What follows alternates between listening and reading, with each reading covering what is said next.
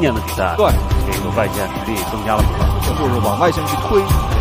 大本在篮下再起，被其实打球人不多，只有8个人，是机会的话，你首先得在外线有所建树。给的不错，再起好球，他们的球员都不惜利用自己的。本场比赛还有30秒，姚明这边直接把防守球员顶翻再起。姚明中距离非常还是有一个高的位移，也就够了。但是防守端又让姚明得了22分，是。又来了，又是打了一个传切，然后再分别发球。